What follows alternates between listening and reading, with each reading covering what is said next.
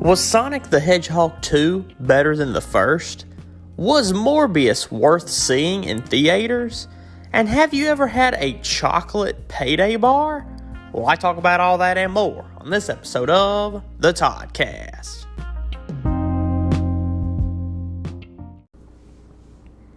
Hello everyone and welcome to the Toddcast. As always, I'm your host, Todd McManus.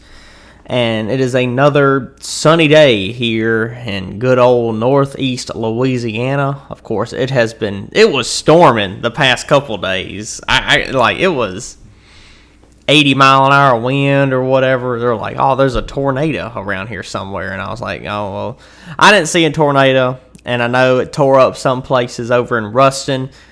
And wherever you're at, if it tore up your area, thoughts and prayers go out to you and your family and friends and all the people that you know, that if the tornado or any kind of rain, flood damage or anything like that. It rained a lot, but it wasn't like enough to like cause a flood, but it was a decent amount. But it's real sunny now today because it was pouring down rain yesterday. It was like dark gray clouds, lightning everywhere. It was like lightning every like 4 seconds, and it was everywhere. So that's really, that's about it. That's all that's been going on, honestly, here in Louisiana anyway. But there's been a bit of news, not a lot, but a little bit of news this past week. Of course, the main topic that's still on everybody's mind, that's been on everybody's mind for the past like 3 or 4 weeks whenever it started. And I'm kind of tired of it, but this will probably be the last time I talk about it, is of course the Will Smith-Chris Rock slap at the Oscars. Of course, Chris Rock making the joke about Jada, and then Will went up there and slapped Chris Rock. Everybody knows the whole story of it. Everybody knows. I mean, it was the slap heard around the world. It was literally one of, like, as the Academy for the Oscars, they don't want something like that to happen, of course, but for them, you know, it's the Hollywood thing. Any publicity is good publicity. If you've ever heard that saying, meaning even if they're talking bad about you, just burying you about anything, they're still talking about you. And in Hollywood, that's all that matters, is that you're still in the public light, no matter whether you're talked good or bad about. You're still being publicized in newspapers, online articles, anything like that. So with Will Smith, some little bit of news did come out this week that the Academy has finally made their decision on what will happen to Will Smith. Of course, a week ago, he resigned from the Academy. He sent a resignation in or whatever. He did apologize about it and his actions and all that, and then he resigned from it. But now the people in charge of the Oscars, the Academy, have officially banned Will Smith from the Oscars award ceremony for the next 10 years. Meaning that I don't think Will Smith will get nominated for any role for the next 10 years, and he is not allowed to show up to the award show for the next 10 years. So they said he will be able to show up. The next time he can come back is in the year 2032, 10 years from now, and that is that's something. And it's weird because it's like all that happened, and then there was like 20, 30 minutes later, he was given the acceptance speech for winning Best Actor in the movie King Richard.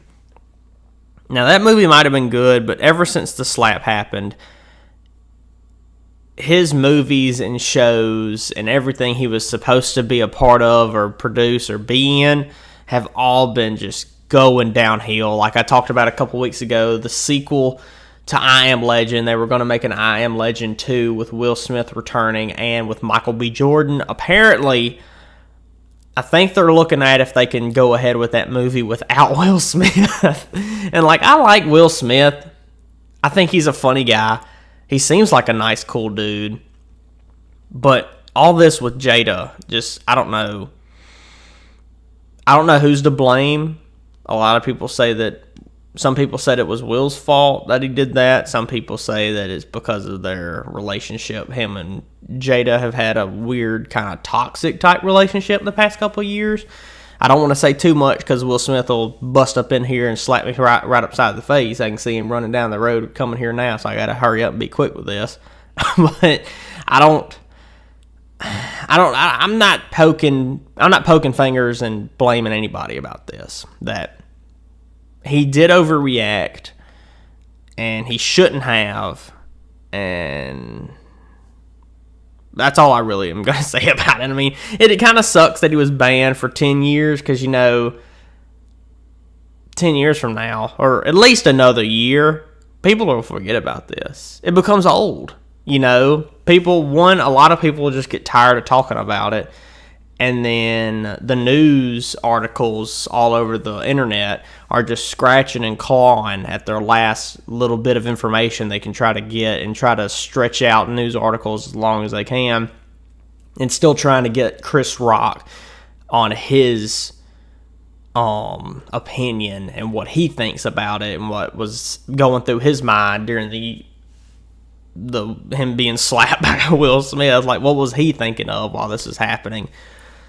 They're trying to talk to him. He's doing comedy shows right now. Will Smith is kind of like, I don't know where he is right now. I really don't know where they went since the slap happened.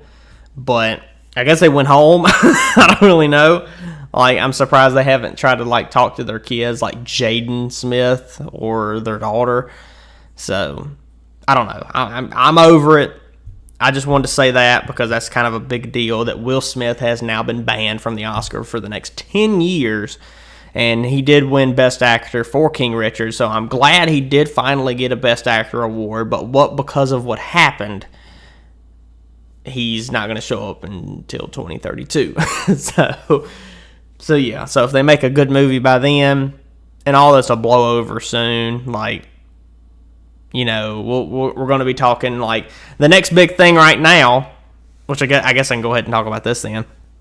Because, a couple months ago, it was the Putin attacking Ukraine, that whole thing, which is still going on, and we should still support the people of Ukraine and hope that they are going to be fine and okay throughout all of this, And then the Will Smith slap took over the world, and now we're falling off of that, going into another big thing. There's always a big thing going on in the news or in the world. Right now, apparently, Elon Musk has bid to buy 100% own Twitter.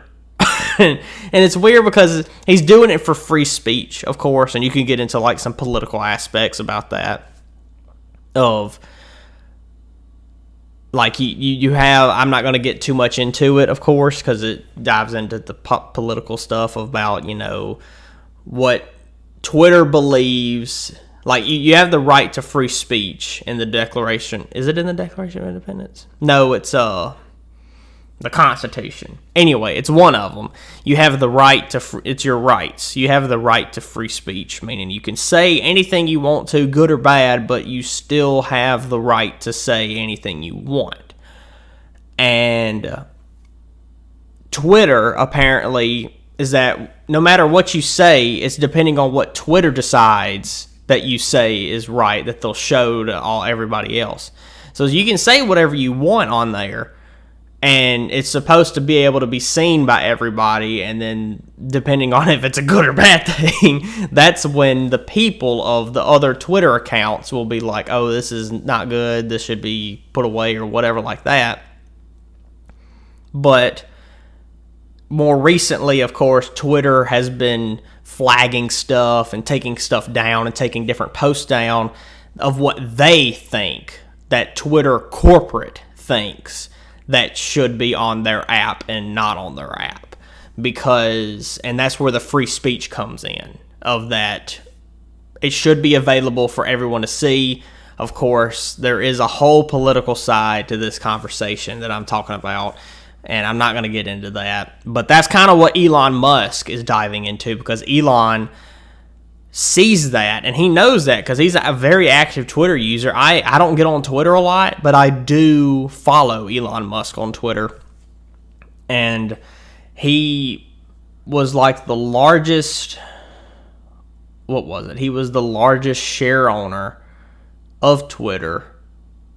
And then now he bid, I think it was like, this may not be the exact number, but it was around $45 billion.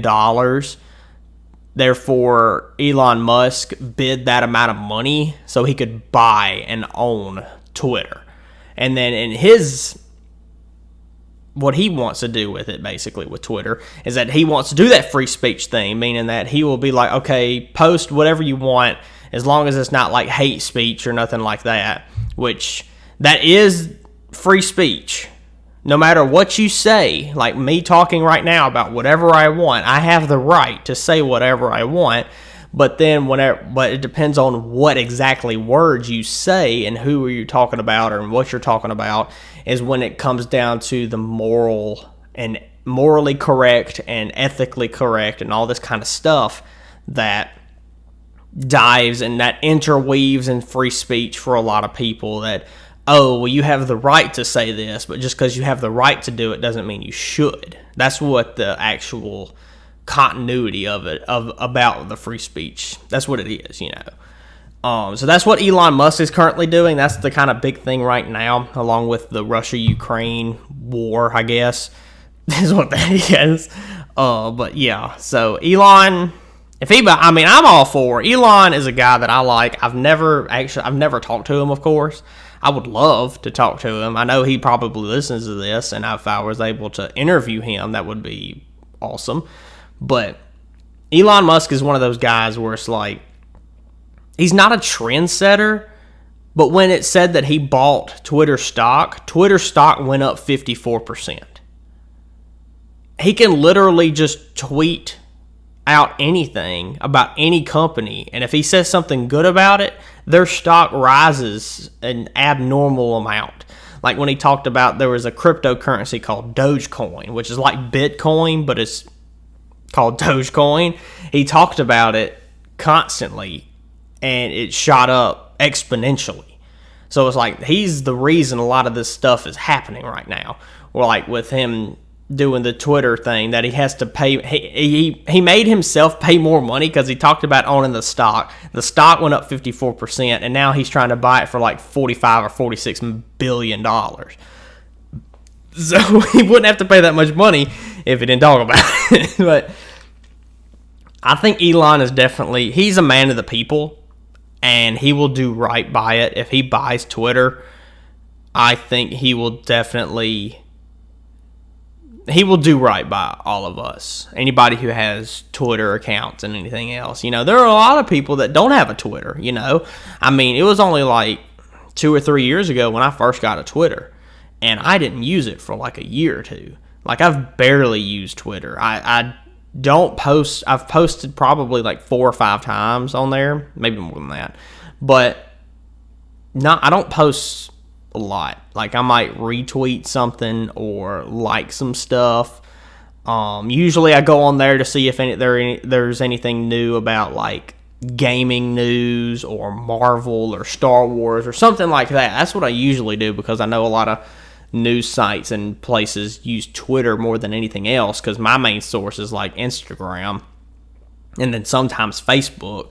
But Twitter is the main source for a lot of people, so therefore that's why I had to get a Twitter just to have it as an extra source for me, But if Elon Musk, I'm all for it. If he wants to do that, and he's got $46 billion to throw around to now be able to own Twitter, I'm all for it. If he does it later today, tomorrow, next week, whenever, he said he made a bid.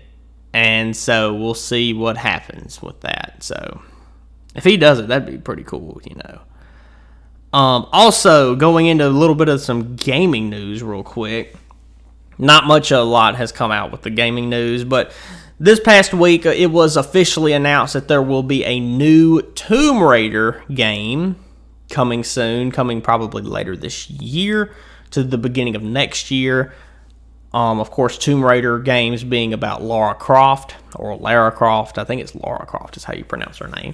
I'm not big into those games. I think I've played like one, and I didn't finish it, I don't think. I've played some of one. I don't know which one it was.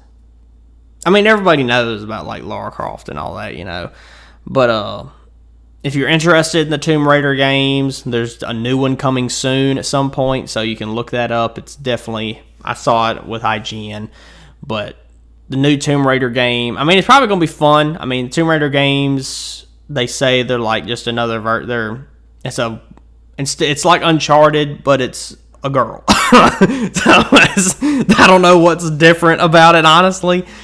I know that one's a Tomb Raider and the other guy looks for different treasures and stuff and all that kind of stuff. I never really played the Uncharted games either, and I'm probably making different people mad saying that they're alike, and they're probably not. But if you're interested in the Tomb Raider games and all the lore and all that kind of stuff, there's one coming soon for you out there, that lone Tomb Raider fan. Also this past week, going into the movies, Sonic the Hedgehog 2 has premiered in theaters. I did not see it. I'm telling you, not a lot happened this week. Sonic the Hedgehog 2 premiered in theaters, and I did see that Sonic the Hedgehog 2, their opening box office, this is the biggest opening box office hit for Jim Carrey out of all of the movies that Jim Carrey has ever done. This movie has made the most money on opening weekend than any other movie he's been in. They said the one before that was Bruce Almighty, was the biggest opening box office for him. Before was Bruce Almighty, and now it's Sonic the Hedgehog 2. Bruce Almighty's a great movie. But I think Jim Carrey is really good as Eggman or Dr. Robotnik, being the villain in the Sonic the Hedgehog movies. I definitely think, like I already talked about this way back, was that Chris Pratt is playing the voice of Mario in the Super Mario movie. They're definitely going towards a Super Smash Brothers movie with Nintendo. Of course, that game being about all different characters from different Nintendo games and all that, and Sega, I guess, too, all coming together into one game to fight each other. They've already made Detective Pikachu, so they got Pokemon already done. They just did the second Sonic the Hedgehog movie, and they're going to do a Mario movie. All I got to do is do, like, something for, like, Kirby or somebody, All I got to do is do, like, another introduction movie, and then they can do Super Smash Brothers, And if they do a Legend of Zelda movie, that movie would actually probably be pretty good. But Sonic the Hedgehog 2 premiered. Apparently, it is better than the first one because this one introduced Knuckles and Tails into the movie. And I'll end up seeing it, not in theaters, but I'll end up seeing it, because the next movie I'm going to see is Doctor Strange Multiverse of Madness in theaters. And that movie's going to be great. And I've already talked a lot about it, but it's going to be good. And it comes out the first week of May, which is in 3 weeks. So, hello. Like, that movie's just going to be so good. But speaking of Marvel, go ahead on into this. The 3rd episode of Moon Knight premiered this week. I will not give any spoilers, of course, but I have watched all 3 episodes of Moon Knight so far. I think there's going to be a total of 6. So it looks like this show, which a lot of stuff happens in the shows since they're all an hour long, almost an hour long. So they cover a lot of ground and story in each episode. So I can definitely see how this show is already like halfway over. But it's good so far. I really like it. This newest episode, episode 3, actually did have a really good fight scene that contained Moon Knight was in this fight scene. So you actually get to see a lot of his power and a lot of the fight scene that he has with this newest episode. And it's really good. I like it. So far, it's my favorite. I mean, it's my favorite this year because it's... Is this the only Marvel show this year so far? It's got to be, right? Yeah.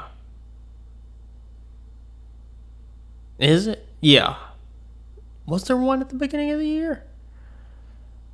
No, because Book of Boba Fett was going on. Okay. So this is like the first Marvel show this year. We're only in April so far. But I think it's my favorite right now. and of course Miss Marvel, and probably season 2 of What If come out this year, and maybe even She-Hulk as well. But so far, I mean, since it's the only Marvel show, it's my favorite, and it's better than a lot of the others. If you have Disney Plus and you want to get into this show, I definitely recommend it because it's really good. It's got a lot of violence in it. It's got some blood in it too, which is something for a Marvel product.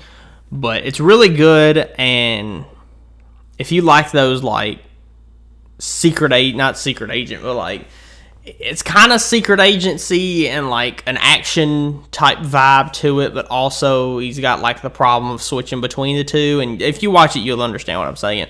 But it's really good. I think you should definitely check it out. At least just watch the first episode and see if you like it. And you'll be confused a lot, but each episode answers more and more of the questions that you have. So really good. I think you should definitely check it out. And speaking of really good, this was not really good. The Morbius movie, the Sony Marvel movie known as Morbius. Morbius the Living Vampire, of course, starring Jared Leto as Dr. Michael Morbius. Released a couple weeks ago. Of course, I talked about it last week with John. I was actually going to review it last week, but John had not watched it yet, so of course I did not give a spoiler review of it. The movie was only about an hour and 45 minutes long, and this movie was not that good. This movie, to prove to you, this movie was the second lowest Rotten Tomatoes score of a Marvel movie. The lowest was the 2017-2018 version of the Fantastic Four, the one with Michael B. Jordan. That movie was god-awful whenever it came out. I did not see it. When did that movie come out? I'm going to Google it real quick.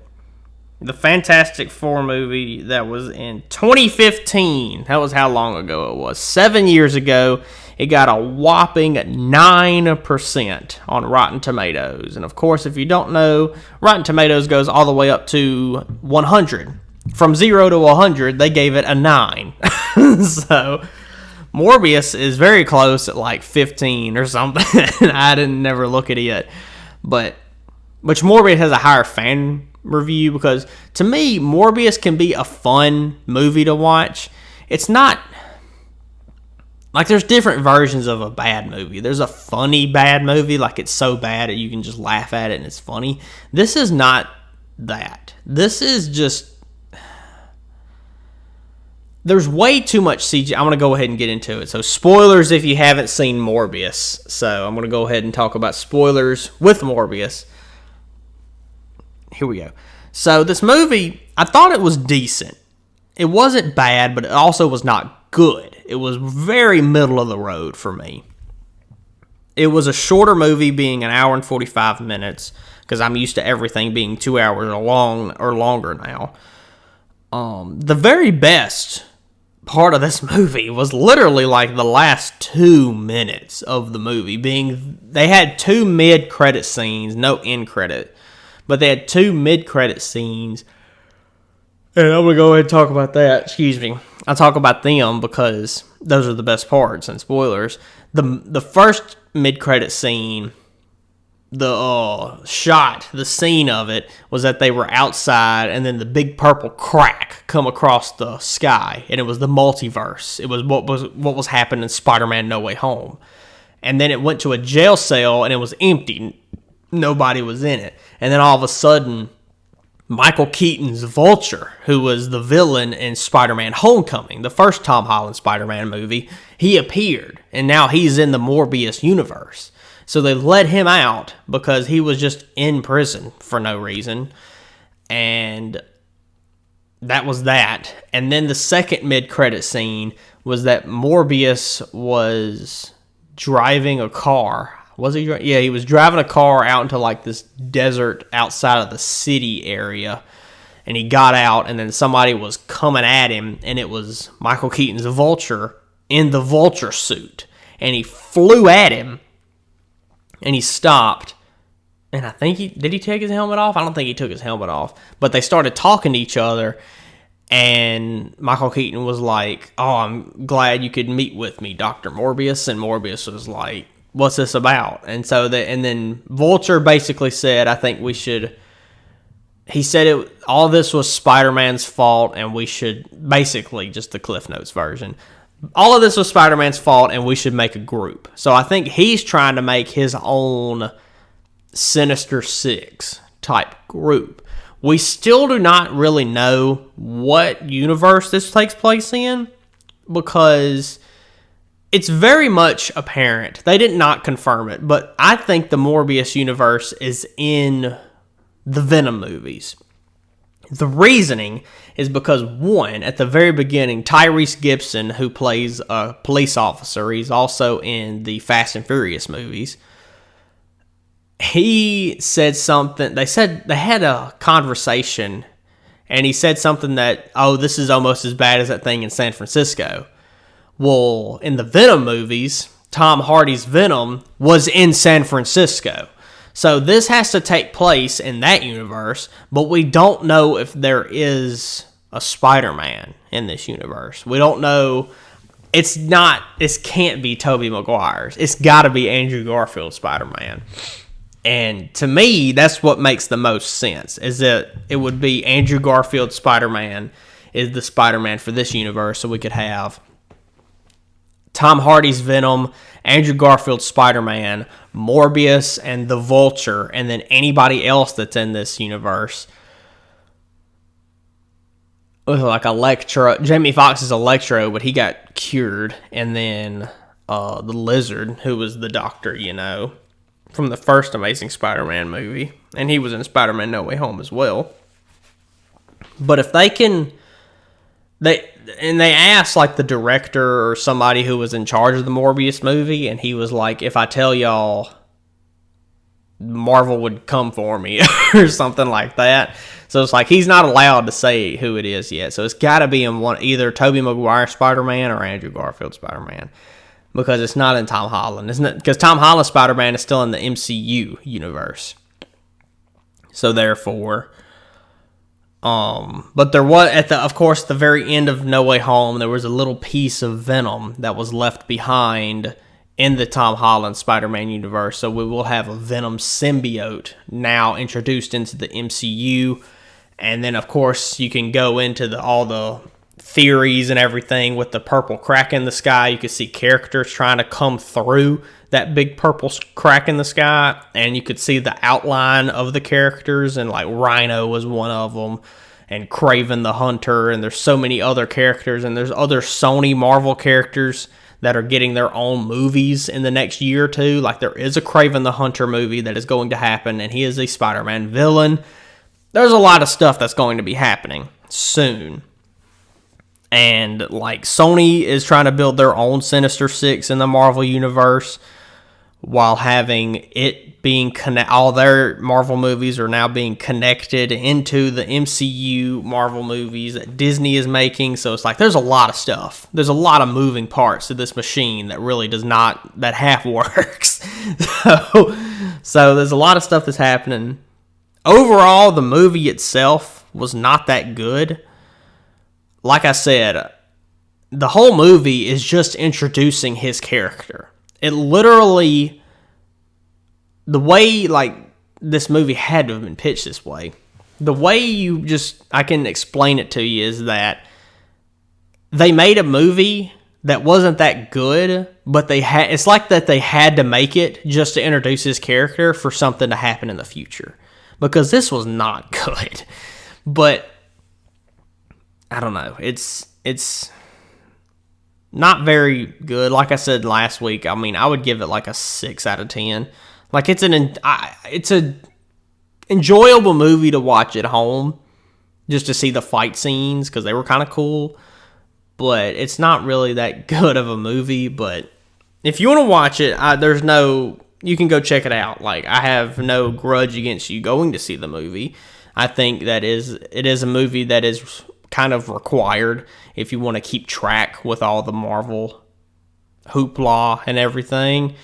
But if you're not interested in that and you really don't care about keeping track of everything in the Marvel stuff like I am, then I completely understand. So don't watch it. Watch it at home whenever it comes on a streaming service soon enough. Whenever it's on like Hulu or Amazon Prime or something, watch it then.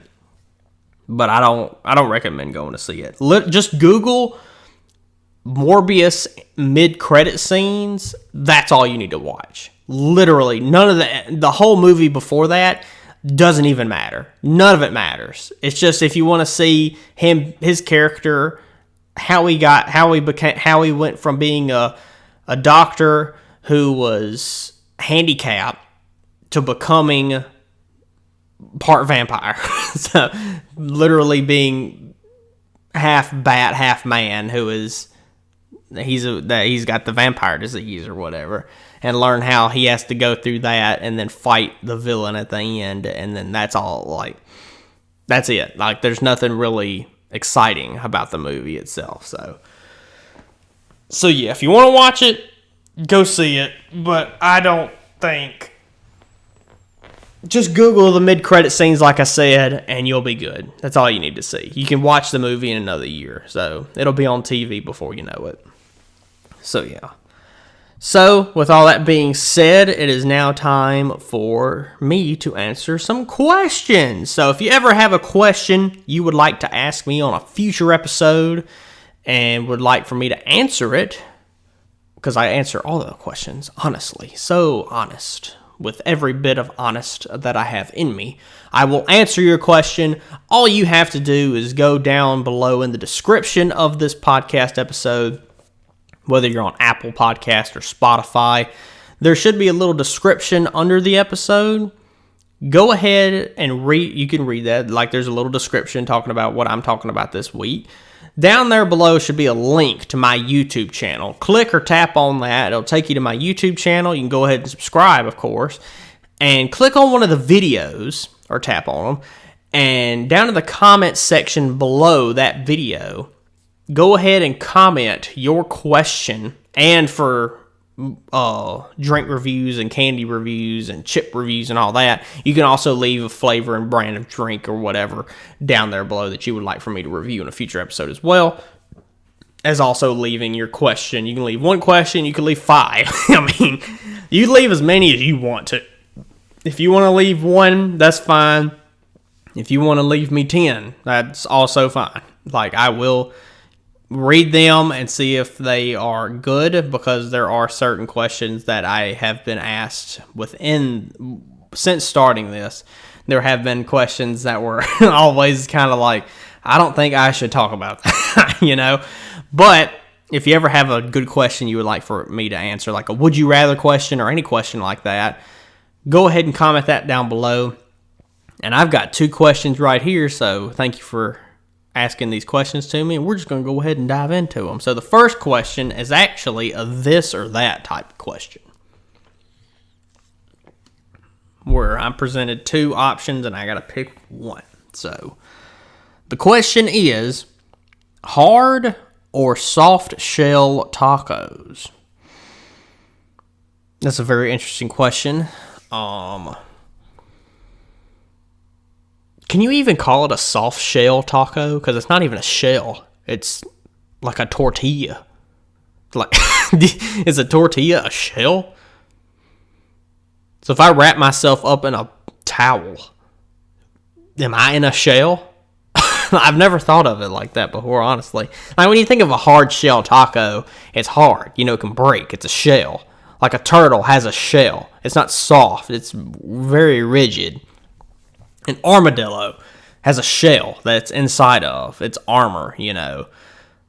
I don't think of a shell as being soft like a tortilla, you know. I mean, I guess you can. Like a cocoon is a shell, and it's not really that tough, but it's still harder. I don't know. But with the question that you're asking is that, do I prefer hard or soft shell tacos? Honestly, in my opinion, I personally prefer hard shell tacos over soft. Whenever I would go to Taco Bell and you would have to get tacos with something, you know, I would always get a hard shell. I was never I've eaten them, but I'm more of a fan of hard shell tacos than I am of the soft, because the crunch is very satisfying and the actual shell of the taco is good to me. It tastes good, of course, and I don't get that with the soft shell taco because it's just an uncooked tortilla is all it is. It's literally just a raw tortilla is all it is. But I'm more of a fan of the hard shell just because it's just like a big giant chip that's folded in half that's got meat and cheese all in it. And it's like the reverse nachos is what it kind of is. Instead of having meat and cheese all over some chips, you got one gigantic chip folded in half with all that meat and cheese and crap and all that kind of stuff up in the middle of it. I like hard shell tacos. So by a long shot, to me it's always going to be hard shell over soft shell tacos. So thank you for that question. The next question is also about food. The next question is, what is your favorite breakfast cereal? I feel like I've talked about this before too. My personal favorite breakfast cereal of all time will always be Cinnamon Toast Crunch.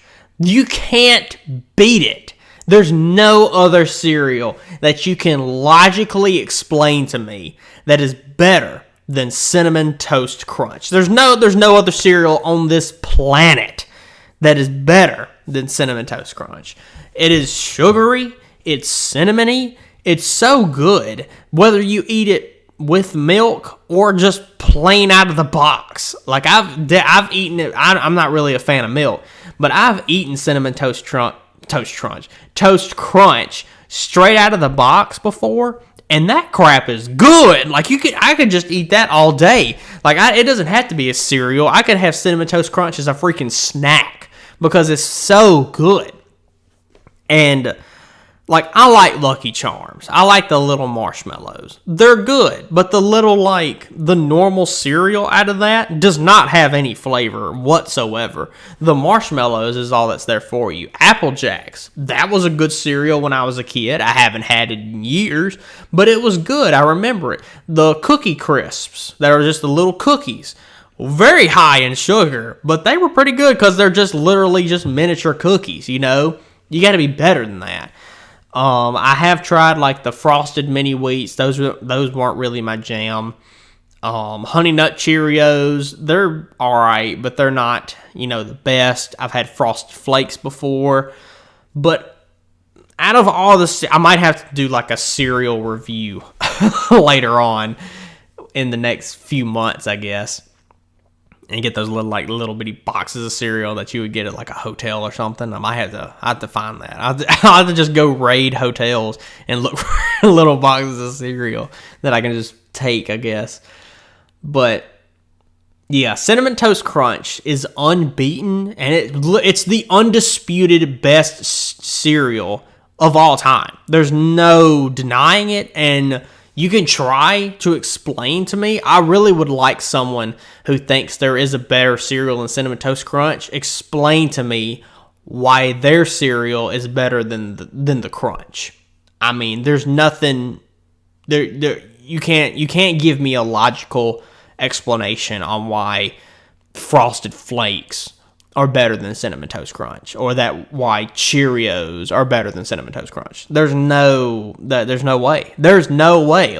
And it sounds like I'm not even open to the explanation, but I am. If there is somebody out there, even somebody that I have interviewed before, that you were listening to this, I will just have you back on just for the reason of trying to explain to me why Cinnamon Toast Crunch is not as good as whatever your favorite cereal is. Please try to explain to me why you think it is. I mean, Cinnamon Toast Crunch is literally, it's a gift from God. It literally is, because the cereal is just so good, and I've been talking about it for like 5 to 10 minutes, but it's just so crunchy. It's so good. Even the more like little dust that's on it, it's the same way Doritos is. The more Dorito dust is on a chip, it makes it totally better. The more dust that is on a Cinnamon Toast Crunch, little crunch piece, makes it way better. But the thing is, there isn't a single piece in the box that doesn't have that on it. So it's all good. It's all amazing. And that's what makes it the best breakfast cereal ever. Not only my personal favorite, but it's just so better than every other cereal that is on the market today. So it's unbeaten.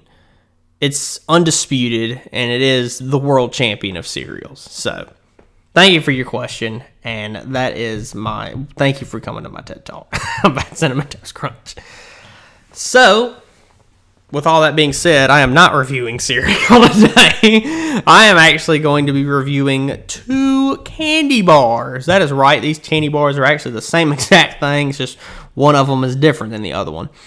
So, if you follow the Toddcast page on Instagram, which you definitely should, at @_Toddcast_, only on Instagram, of course. You saw the picture of what I will be reviewing today. And today I'm going to be reviewing 2 different versions of the Payday candy bar. I'm going to be reviewing the original Payday candy bar, and then there's a chocolate-covered version of the Payday. So, of course, if you don't know what a Payday bar is, it is basically a caramel bar that is coated in peanuts on the outside. Now, I haven't had a Payday bar in a couple years. I have had a Payday bar before. It looks good. Like a Payday bar itself. Oh, I'm dropping my nuts. My nuts have fell on the floor. My nuts finally dropped, guys. My nuts have finally dropped. So, I'm finally a man. So, I got this Payday bar here. And it is just covered in nuts. I'm going to try to just break a piece off. Okay. It's literally just caramel with nuts all on the outside. So, I apologize for any smacking that I do with this, because I might. I'm going to try not to. But, how many sugars is in this? Well, I kind of ripped up the packaging. 7 grams of protein. I don't think it's the caramel. I'm pretty sure it's the peanuts. But, Payday bar, let's see how you rank. Okay. Okay. Very chewy. I guess that's the caramel. The peanuts are good, though.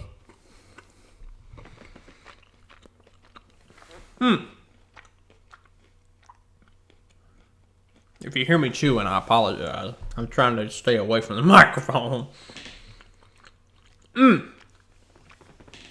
That's pretty good. Like, one of my personal favorite candy bars is a Snickers bar, and it has nuts and caramel in it. It's just take the chocolate and the nougat out, and that's what this is. Because that's what the caramel reminds me of, is a Snickers. You know, it's the same thing. But that's pretty good. Like, the peanuts are perfectly salted. It's somewhat good for you. It's not because of the caramel, because caramel has so much sugar in it. I'm trying to see if it says anywhere the sugars. It's 240 calories for this entire bar, which is not that big. It's got 13 grams of fat and 27 grams of total carbs. All it is just peanuts, sugar, corn syrup. It's got some skim milk. Oh, let's go. But it's pretty good. I like it. And it's one of the better candy bars on the market today, in my opinion. I might do that in the future as well. Let's just try a different bunch of candy bars. On the scale from 0 to 100 with no decimals, the Payday bar gets a solid 78 from me. I like it. The regular Payday bar is a solid candy bar. I mean, it's just caramel with a bunch of peanuts around it. And of course, if you're not a fan of like real chewy stuff, I mean, it's not like gum, but it is a little chewy because of the caramel. it's still really good. Like, it's a solid candy bar. It's a solid 78 for the Payday is what it deserves. So, this next one is also a Payday. Oh, okay. It is a king size. But what the difference with this one and the other one is that this is basically the same thing, but this one is covered in chocolate. So it's literally just the caramel with the nuts all around it, and then the whole thing is dipped in chocolate. And it looks really good. Wow, it is. This is only 140 calories. Oh, per half bar. Per half the pack. A third of the pack? Oh my gosh. They didn't even put the whole thing on there, so that's 140 times 3. This whole bar is 420 calories. So it's literally almost double the amount of a normal Payday bar, but also this is a king size as well, So chocolate Payday bar. Let's see how much, whether it raises or lowers the score by just adding chocolate. So let's see where this goes. Okay.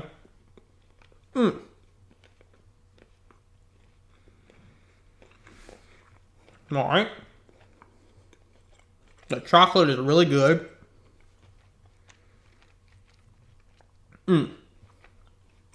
Alright. It's a lot to chew on. And I got a somewhat small bite. Okay.